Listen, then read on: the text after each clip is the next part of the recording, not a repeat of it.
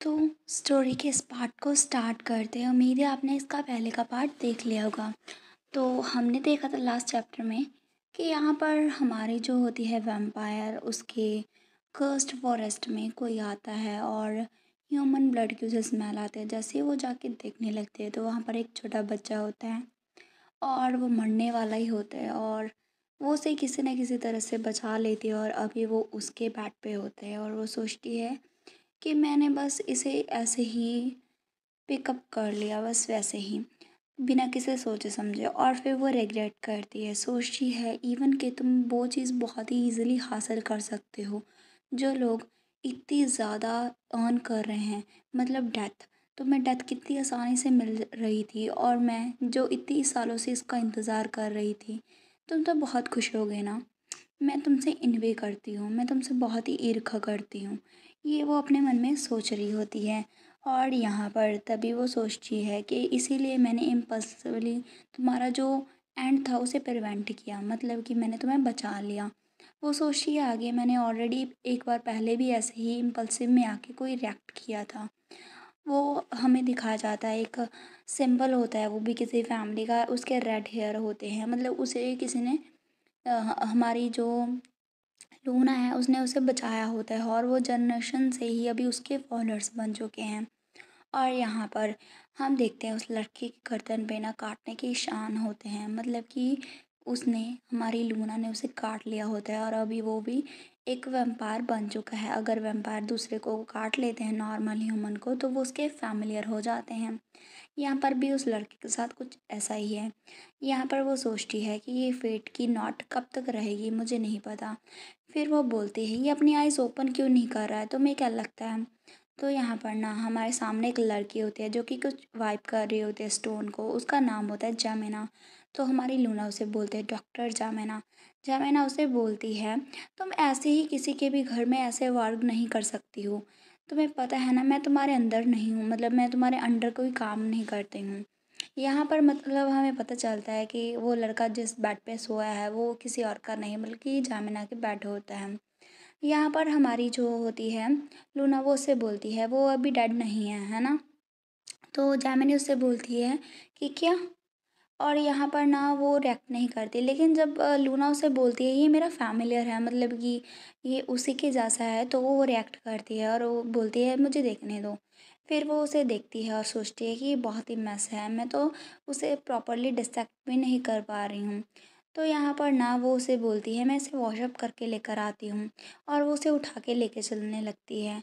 पता नहीं न जाने उसको क्या होता है, अचानक से ना वो बहुत ही ज़्यादा, मतलब कि एंथुसियास्ट दिखाती है। पहले तो वो बिल्कुल शांत थी।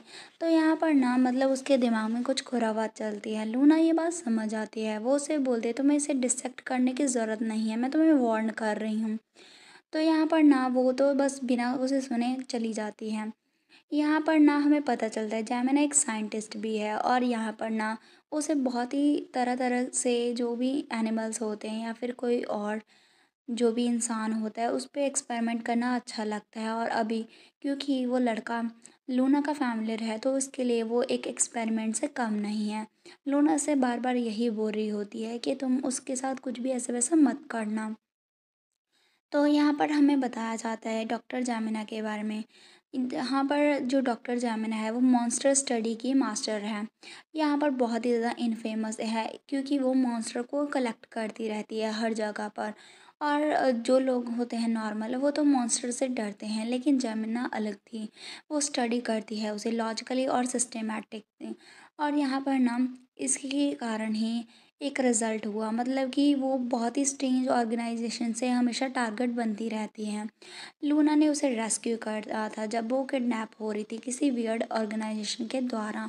ऑफ कोर्स जो डॉक्टर जेमिना है उसका कैरेक्टर ना जो हंटर और सेंटनेस के कैरेक्टर जो नावल है उसके बीच में से एक आता है, लेकिन उसके बारे में ज़्यादा नहीं दिखाया जाता।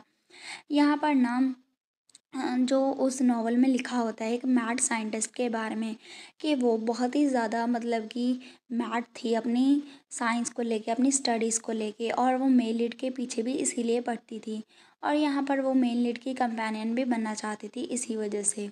यहाँ पर ना जो है हमारी लूना वो आगे उसके बारे में पढ़ती है और यहाँ पर वो अपने नोट्स को देखने लगती है जो भी उसने नोवेल के बारे में बनाए होते हैं। यहाँ पर वो सोचती है कि मैं ग्लैड हूँ कि मैंने वो सभी चीज़ें नोट कर ली थी जो भी मेरी मेमोरीज में थी, क्योंकि अभी वो धीरे धीरे करके जा रही हैं और मेरे नोट्स के अकॉर्डिंग जेमिना बहुत ही ज़्यादा आउटस्टैंडिंग एली होने वाली है। उसकी जो ट्रू वैल्यू है वो जब आएगी तब मॉन्स्टर के लिए वो पोशन क्रिएट करेगी और जो पोशंस है ना वो बहुत ही ज़्यादा अच्छे होते हैं। वो पोशन वो होता है जो कि एक वैम्पायर के बाइट करने के बाद जैसे ह्यूमन वैम्पायर बन जाता है ना, तो वो पोशन वापस से उसे ह्यूमन में चेंज कर सकता है। यहाँ पर इसके अलावा भी बहुत सारे उसके पास पोशंस वगैरह बनाए होते हैं और यहाँ पर ना उसने एक टॉक्सिन भी बनाया होता है जो कि रूलर ऑफ द मून को किल कर सकता है। इसीलिए यहाँ पर लूना ने उसकी जान बचाई थी, उसे किडनैप होने से रोका था। यहाँ पर वो सोचती है कोई भी जेमिना के क्लोज नहीं जाता बिकॉज वो मॉन्स्टर की स्टडी करती हैं, लेकिन मुझे इसका फ़र्क नहीं पड़ता। यहाँ पर एक और चीज़ है जो मुझे अभी फाइंड करने की ज़रूरत है, मुझे उस बच्चे को ढूंढना होगा, लेकिन उसके लिए और भी ज़्यादा टाइम और एफर्ट लगेगा। वो यहाँ पर उस लड़की की बात करती है जो कि सेंथ में सोने वाले हैं। यहाँ पर ना हम देखते हैं जमुना बोलते हैं ये तो उससे भी लाइट है जितना मैंने सोचा था, तो लूना का ध्यान उस पर जाता है। तो यहाँ पर जमुना उसे बोलती है ये जो लिटिल गाय है ना वो ज़रूर से ही काफ़ी दिनों से स्टार्व होगा, क्योंकि तब से तुमने उसे बाइट किया है वो ऐसे ही पड़ा होगा है ना, तभी तो वो इतना ज़्यादा लाइट है। तो यहाँ पर वो उसे बोलते हैं तुम्हें उसे डिसेक्ट करने की ज़रूरत नहीं है। वो उसे बोलती है हाँ मैं समझ गई। फिर वो उसे बोलती है तुम अभी गाउन क्यों उसे पहना रही हो डिसेक्शन के लिए, मतलब उसे एक्सपेरिमेंट के लिए। तो यहाँ पर वो कुछ नहीं बोलती। तो यहाँ पर ना लूना बोलती है ये कितने साल का नज़र आ रहा है। तो जैमिना उससे बोलती है कि 10 साल या फिर उससे अराउंड। तो यहाँ पर वो उसे बोलती है जेमिनी कि नहीं ये रफली 12 और 13 ईयर का होगा। मुझे लगता है कि वो अपने ग्रोथ पीरियड में है अभी। यहाँ पर हम देखते हैं वो बोलती है लूना कि क्या ग्रोथ पीरियड में सडनली तुम ऐसी बात क्यों कह रही हो। तो जेमिनी बोलती है मेरे रिसर्च के अकॉर्डिंग तो यही लग रहा है। वैम्पायर जो हैं टू ग्रोथ पीरियड के में मतलब जीते हैं, वो एक अपने प्राइम टाइम में होते हैं और दूसरा वो एक जैसे एक ककून बाहर निकलता है ना, ककून से तितली बाहर निकलती है वैसा एक पीरियड होता है। यहाँ पर ना लूना बोलती है तो उसका वो पीरियड कब आएगा, तो जैमिना बोलते हैं मुझे भी नहीं पता है, अभी उसके बारे में कुछ भी एग्जैक्ट नहीं है। एक रेयर केस तब है जब मैंने कभी भी इस चीज़ को ऑब्ज़र्व नहीं किया है, स्पेशली मैंने किसी वैम्पायर को तो कभी ऑब्ज़र्व नहीं किया है। यहाँ पर ना लूना सोचती है ऐसा लगता है कि हमें उसे उसके वेकअप होने का इंतज़ार करना पड़ेगा। तो यहाँ पर बात ये है कि जो वो लड़का है वो अभी अपनी जैसे जो होते हैं नॉर्मल एनिमल्स वगैरह अपनी हाइब्रिडेशन में चले जाते हैं शायद, मतलब कि वो नहीं उठते हैं, वैसे ही वो अभी काफ़ी दिनों तक सोया रहेगा और यहाँ पर ये उसका ग्रोथ पीरियड होगा। यहाँ पर वो उसकी आँखों को उठा के देखते हैं तो रेड पीपल नज़र आते हैं। अगर आपने लास्ट चैप्टर ध्यान से देखा होगा तो वहाँ पर उसकी आइज़ गोल्डन थी। यहाँ पर ना जेमिनी बोलती है कि मुझे लगा जो फैमिलियर्स होते हैं वो भी वैसे ही होंगे हैं और मुझे लगा तुम्हें तुम्हारे फैमिलियर से फ़र्क नहीं पड़ता, तो तुम्हारा माइंड कैसे चेंज हो गया। वो उससे बोलती है मेरा कोई माइंड चेंज नहीं हुआ, वो तो बस सडन whim थी मेरी।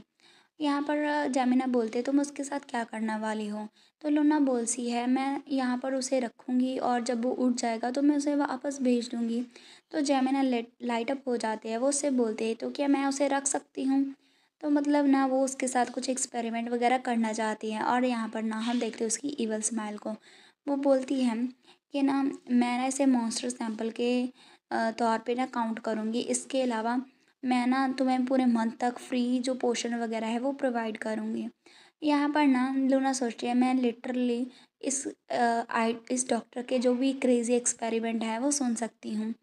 यहाँ पर ना लूना और उस डॉक्टर के बीच में एक डील हो रखी है और वो डील कुछ ऐसी है कि ना जो लूना है वो उसे मॉन्स्टर कॉर्प्स देती है और डॉक्टर जेमिना रिटर्न में उसे डेवलपमेंट जो पोशन है ट्रेड के तौर पे देती है, जो कि वो मरने के लिए होते हैं। मतलब कि लूना जैसे कि आपको पता है वो मरना चाहती है इसीलिए वो ऐसे पोशन उससे खरीदती है।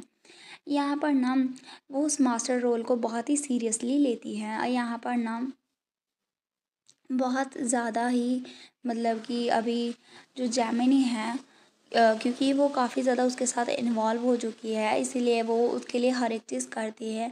यहाँ पर ना इसके अलावा जो फ्रेड है उसे अभी काफ़ी ज़्यादा टाइम लगेगा, मतलब कि लूना को ढूँढने के लिए, उसे ख़त्म करने के लिए। तो लूना बीच-बीच में ना ऐसे जो काम करती रहती है, जिसके साथ उसकी जो ग्रोथ है वो रुक जाए या फिर वो थोड़ी-सी कमज़ोर हो जाए, ताकि जो चीज़ है मतलब कि फ्रेड के लिए आसान हो जाए उसे मारना। और यहाँ पर बहुत ही सालों का उसकी ऑब्जर्वेशन यही बताती है कि जेमिना कोई भी नॉनसेंस बात नहीं करती है, और अगर उसने कहा है कि वो ऐसा पोशन मेक कर सकती है, तो मतलब कि यहाँ पर वो कर सकती है। और इसके अलावा अगर वो उस लड़के को इम्पॉर्टेंट सैंपल के तौर पे देख रही है, तो मुझे लगता है कि जो मेरा फ़ैमिलियर है वो रूल ऑफ़ द मूनर का फ़ैमिलियर है, तो मुझे लगता है अगर मैं उसे प्रोवाइड करूँगी मॉन्स्टर रिसर्च, तो ये और भी ज़्यादा ब्रॉड रिसर्च हमें मिल सकती है इसके बारे में। तो जेमिनी उसे बोलती है, तुम्हें क्या लगता है, क्या तुम एक्सेप्ट करोगी? तो लूना उसे साफ-साफ मना कर देती है। अभी वो क्यों मना करती है वो हमें नहीं बताया जाता। तो वो जाने लगती है, तो जेमिनी उसे बोलती है, हम ना 3 टू 5 मंथ के जो सैंपल है उसके उसके साथ उसे रिप्लेस कर सकते हैं। मतलब तुम्हें 3-4 मंथ तक मुझे कोई मॉन्स्टर पकड़ के लाने की ज़रूरत नहीं है। तो वो फिर से नो बोल देती है। यहाँ पर लूना बताती है ओरिजिनल नॉवल में कोई भी फैमिलियर्स के बारे में मेंशन नहीं किया गया था। मतलब लूना के कोई भी साथ वाला लड़का, मतलब कोई ऐसा उससे मिलता जुलता वैम्पायर, उसके बारे में कोई भी नहीं था। ना ही किसी एक्सपेरिमेंट के बारे में बात की गई थी। मुझे लगता है जो हमारी थोड़ी सी स्टोरी लाइन है वो ओरिजिनल से डेविस्टेट हो चुकी है। तो जैमिनी को पता चल जाता है कि ये मानेगी तो नहीं। वो उससे बोलती है, ये तो बहुत ही बुरा हुआ।